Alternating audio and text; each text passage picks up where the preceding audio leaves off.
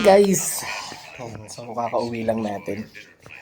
Ito na yung second day ng pagda-diet natin guys. Ito lang ang pagkain ko. Yung kanin yan, ano lang yan. Half rice. Half cup ng rice. Ang allowed sa akin, 2/3, mas marami ng konti.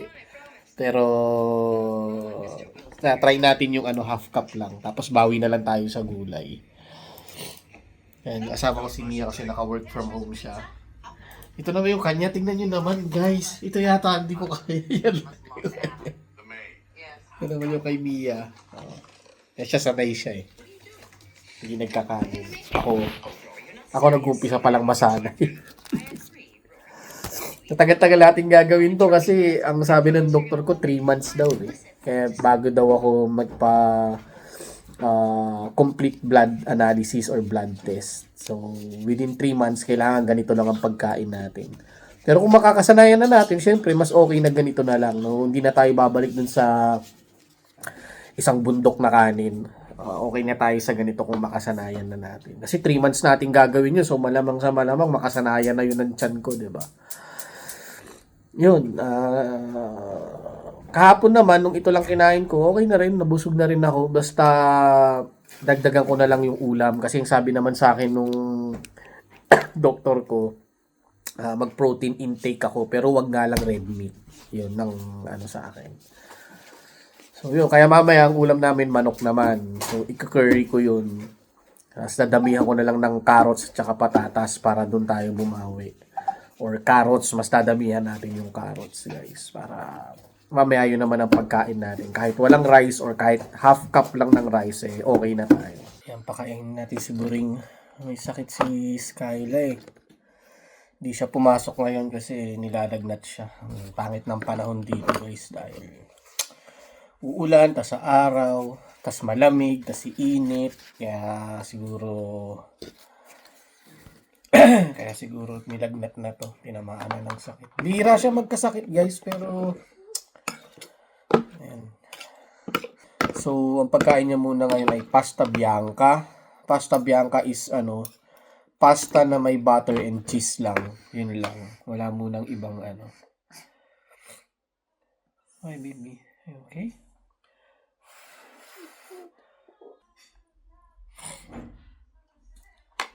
Bali, kaninang madaling araw,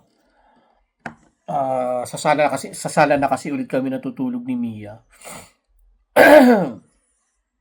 Bigla siyang lumapit sa amin na medyo na masama na nga pakiramdam niya. Tapos nung pagtabi niya kay Mia, mainit na siya. Nararamdaman ni Mia na mainit na. Pinainom namin siya ng gamot kaninang umaga. Tapos bumaba yung lagnat niya. Kaso ito na naman. Is there something ouchy, anak? May masakit ba sa'yo? Your head? Okay. Tapos ating kumain, inom ulit tayong gamot, ha? Para you feel better again later. Kanina medyo umokay na siya bago ako umalis ng bahay. So pag uwi ko, ito na naman. Pipi ka. Okay, sige. Kahit nga ako, guys, sa pansin nyo. Barado na naman yung ilong ko. Grabe. Kapag ganito yung panahon, talagang malaki yung tendency na magkasakit yung mga bata. Actually, yan eh. Parang season na naman ng mga flu, mga fever, ganon. Kaya usually pagka December ay nagpapa-flu vaccine yung mga bata dito. Hindi na bata, pati matanda. Dahil nga uso ang flu pagka taglamig. Tapos na kumain si Skyla, bali hindi niya naubos yung kinain niya. Wala siyang gana kumain. Hindi naman pa pwede kasing inom siya ng gamot ng walang laman yung tiyan niya, di ba? Kaya pero at least nakakain siya. Tapos maya-mayang konti painumin na namin siya ng gamot. Ay nako. Tayo naman, guys, upload muna tayo ng natin, ng vlog natin, guys. Kasi every other day yung natin pag-upload ng natin sa vlog. So, uli kong upload Monday. So, kahapon Tuesday hindi tayo nag-upload. Ngayon, upload ulit tayo Wednesday. Dumating na si Seth. Inabutan siya ng maambon pero maaraw. Medyo nabasa siya.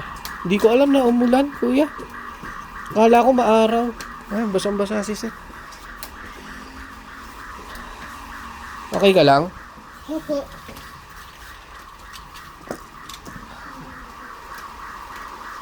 Pasok natin kalamansi. Yan, naipasok natin.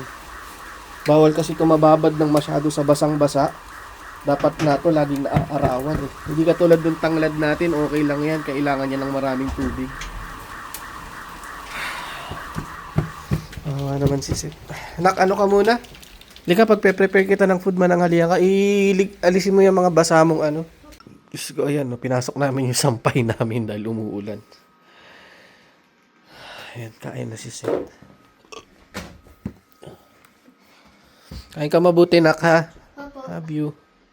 Tayo, nakapag-upload na tayo, guys.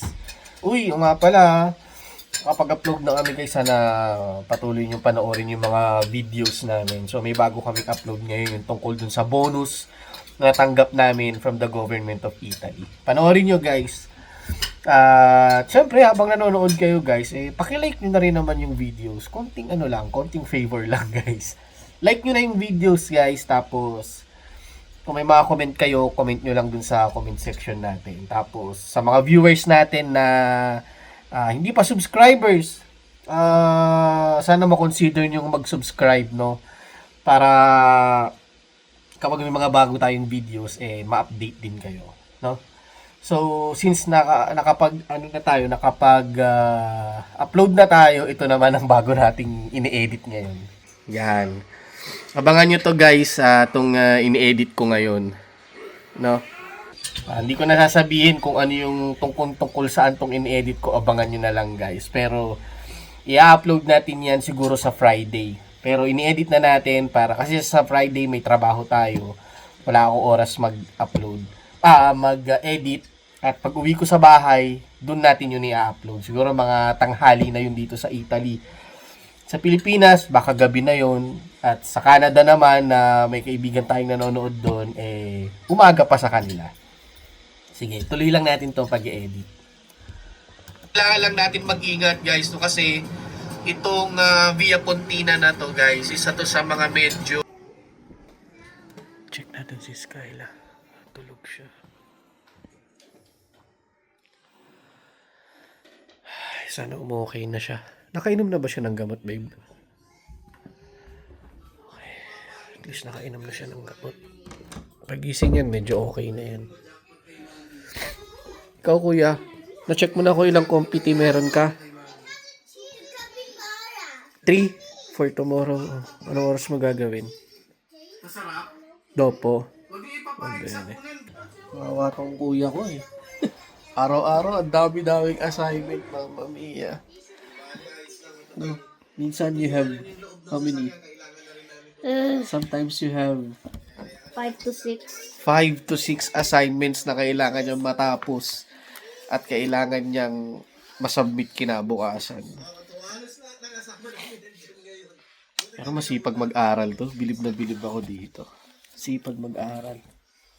May lumabas na naman siyang grade kanina sa science, sa science. Ilan yung grade mo? 8. 8? Oh. Grabe talaga. Nakaka-proud tong batang to. Mahal na mahal namin ni Mia to. Nakaka-proud. Pakasipag mag-aral. Kahit na guys, minsan pagod na yan. Wala. Talagang Tapos, kanina ba yun o kahapon? Yung lack of sleep. Tapos we ask you if you want to go to school. Anong sabi mo? You have a lot of lessons to do. Yeah. Kasi nung nakaraan parang puyat siya. Parang ganun. Kinabukasan talagang pagising namin sa kanya. Alam niyo yung medyo ano-ano pa siya. Tinanong namin siya, gusto mo muna bang mag-rest? Pero hindi, sabi niya papasok daw siya kasi marami daw siyang lessons. Sa media kasi medyo mas serious na yun na. Opo. Kapag may na-miss kang isang araw na lesson, it's like a big thing. You have to bring you have to bring a paper that says the reason you're absent. Parang excuse letter. Yeah. And Daddy, once you do, It should be reasonable, right? It can't be. and there's a limit. Yeah, how many absences is the limit? 48 absences. Then you're 48. Ang dami naman. 4 to 8. 4 days to 8 days. no 40. If we make the max is 248 hours of absence. Ilang araw yun? Well, there's 6 hours of school in a day, so Grabe naman, magde-divide pa tayo. 48 days. 48, 4, 8. No, 48. Kaya nga, 48, 4 and 8, 48. Yes. Daming absent naman nun. Akala ko sabi mo nun sa akin, di ba sabi ko dapat uwi tayo ng Pilipinas ng February. Sabi mo, no daddy, the maximum is like what? 2 weeks, sabi mo. I got it wrong. 48 days. Ang dami naman nun. Pwede ka umabsent ng 8 days, tapos may 40 days ka pa. But Grabe naman, I have to dami go to naman. school, Daddy. Yeah, I know. Sipag mag-aral to. Dami niyang inaaral, guys. Pati piano. Talagang halos araw-araw pinapractice na yung mga notes niya sa piano. Tapos nagpa-practice pa siya ng mga, minsan may mga piece siyang pinapractice para sa church, no? Mhm. Pero he's a very good boy. Binata na eh. Yeah, Ilang taong ka na? 11. 11 na? Patuli ka na? No. No? Takot patuli. Hindi, mga after 2 years, right? Mhm. Patuli na siya. Ako rin naman, nung nagpa-circumcise si daddy, I was like 12 or 13, parang gano'n. Oh. Kamusta ka naman sa school na yun? I'm good. Anything happened that is like unusual happened? Let's see. But some kids didn't turn in their IT homework, so What IT homework? You May know mga classmate kang hindi nakagawa? some classmates didn't do it. Yeah, Hindi pinagalitan na naman sila. yeah. They even got they even got a discipline letter on the registro. Oh, ano niya, mababasa yun ng parents nila, no? Yeah. It's nice. Minsan talaga may mga ganun talaga, anak. So, how's high school life so far? You like it? It's okay. It's okay, but tiring. Mhm. Ay, nako, love na love ko to eh. Itong kaisa-isa kong baby boy. Mamaya, sundo naman tayo dun sa kay Savannah. I'm coming with you. Ano naman? Yes. Mama, may lagi ka na lang sumasama, kakapagod. It's not like I come every day. Sige. Sama ka. Okay. Samahan mo ako. Sige, Yes, sige. yes. Hi, Skyla. Alora, kamusta ka na? Okay ka na? Kamusta ka na? Hindi ka na masyadong mainit. Medyo okay ka na. How do you feel? How about your headache? A little bit pa rin? Ha? It doesn't hurt. What? It doesn't hurt anymore. Doesn't hurt anymore. Okay, nag-drink ka na ng medicine? Oh, ano mo nung baby ni Daddy? You'll be better. Okay? You'll be better. Hello? Okay. Diyan ka muna kay kuya. No, Daddy, don't let her come near me. Hi. She has fever. Baka mahawa mo si kuya. Dito ka na lang sa work phone ni Tita Mami. Okay. Doon ka muna anak. Layo ka muna kay kuya kasi baka mahawa. Alam mo naman si kuya nag-iingat yan. Baka mahawa. Hindi pwede mag-absent yan. Doon ka na lang sa kabilang sofa, anak ko. Hi guys! Tomorrow I'm gonna have a new classmate. Sino nagsabi sa inyo? The teacher. You haven't met her yet? No. Ano ba, babae? Opo. What's the name? Sophia. But you know the name already. Yeah. Ah. Ciao, Mariam!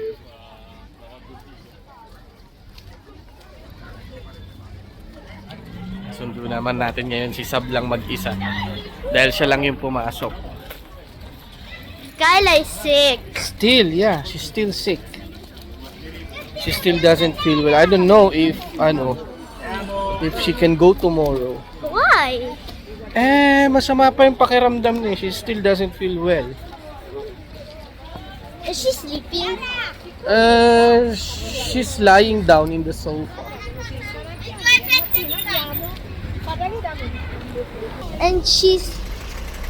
And I think she's the same age as us.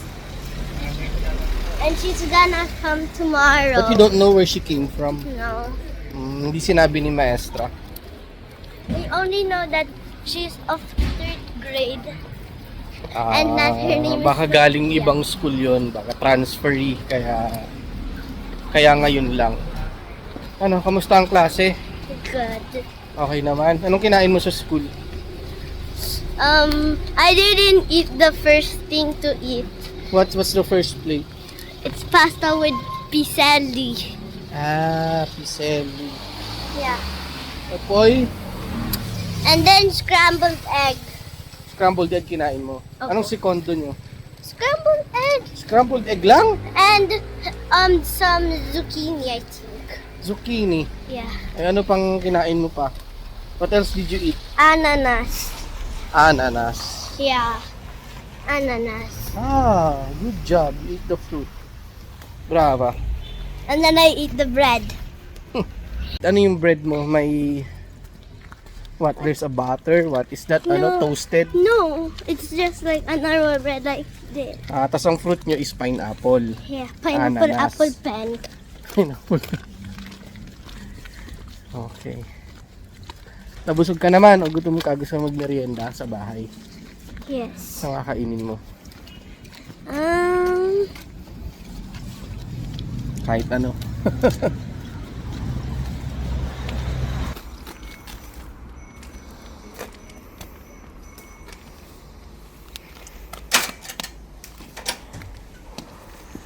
What is that? Sige na, ako na magkasara.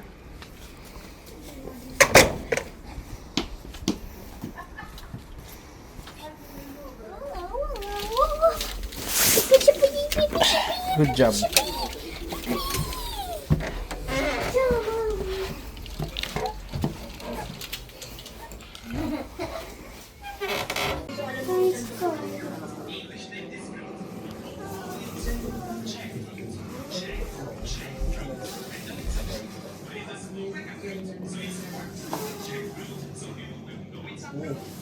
Where's Kyla? Yeah, she's still sick.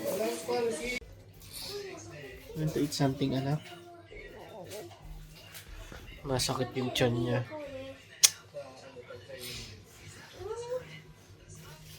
Hindi ka ba nagugutom? Baka nagugutom ka. Ha? Aren't you hungry?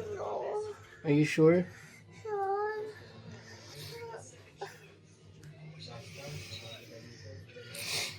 Maglalambing din to.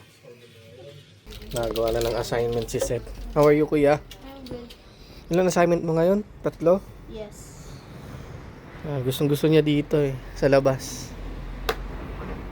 Fresh, no? Opo. And at least nobody's doing anything here. Yeah, hindi siya hindi siya naiistorbo. Malamok nga lang, di ka ba nilalamok? No. No, basta anak ko, wag ka na basta mag-spray ng ganyan. Mommy already put vape on me. Okay. Araw-araw, ganyan assignment yan. 3, 4, 5, hanggang 6. Mamma mia. Tayo naman, nagluluto.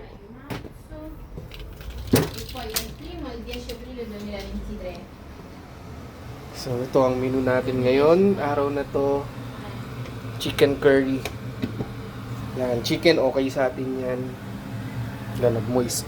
So, ang chicken ay okay sa atin. Tapos, dinamihan na lang natin ng carrots at patatas. Dahil talagang iwas tayo sa ano guys eh. Kanin, although nakakatokso to. Nakakatokso to magkanin. Hindi, tas lulutuin ko rin to. Ito, tsaka yung toge. Nasaan na ba yung toge ko? Toge. Saan yung toge ko? Ay, ito. Ayan o, luluto tayong toge. Yan. So, yan ang pagkain natin. Toge, tsaka to. Yes. Ayan, niluluto na rin natin yung toge. Ito, hahalo natin to. So, may giniling siya, tapos toge. And then, ito, carrots tsaka patatas. So, wala eh. Ayan talaga ang pagkain natin ngayon. Hi guys! Mommy is touching It's my movie night time. I feel better now. Kuya is Bakit pa touching my nandyan? foot. Ha? I feel better. Hi! Yan na guys, pahingahan time na. Pokemon! No. Time to sleep. Zygote 50%. 9 o'clock, natutulog na sila ng alas 9. Ano oras na ba? 9 guys, time to sleep. Oh, it's 9 o'clock in the evening. How many minutes pa yan? It's probably 50 or something. Wow, bakit? How are you, Bur? Kumusta ka na, baby ko? Good. You're good na? You feel better now? Mukha ko naman. You feel better, anak? Apple. When I woke up, Oh, when you woke up, what happened? I didn't have Archie tummy anymore. Okay, that's nice. Did you drink your medicine? Yes. Did you eat your dinner? Yes. Okay, that's good. Ayan, no. Nagpapalipas na. Tapusin na lang daw nila itong pinapanood nilang Pokemon at kailangan din namin gumising ng maaga bukas ni Mia, guys, dahil may pagsamba kami. Kaya, we're signing out and good night to everyone. So, kita-kita ulit tayo, guys, sa susunod naming vlog. So, don't forget to like our videos. What else? What else? Sharing life experiences. No, mag-remind muna tayo to like our videos and subscribe on our channel. So, hanggang dito na lang ang video natin or hanggang dito na lang ang vlog natin for tonight. See you again on our next vlog. Sharing life experiences. And pursuing dreams, even from humble beginnings. Dito lang sa Apat Life! Like and subscribe! Si Kuya Daddy, dito si Good night, guys! Like and subscribe! Like and subscribe. See you on our next vlog. Bye! Good morning to the Philippines! Daddy pala kay Lolo and Lola. Ah, yes! Happy anniversary, Happy Lolo! anniversary, Lolo Rico and Lola Ali! Happy anniversary! Happy anniversary! Happy anniversary. We love you, Lola and Lolo. We miss you. Yes! Hope to see you soon. Bye! Bye!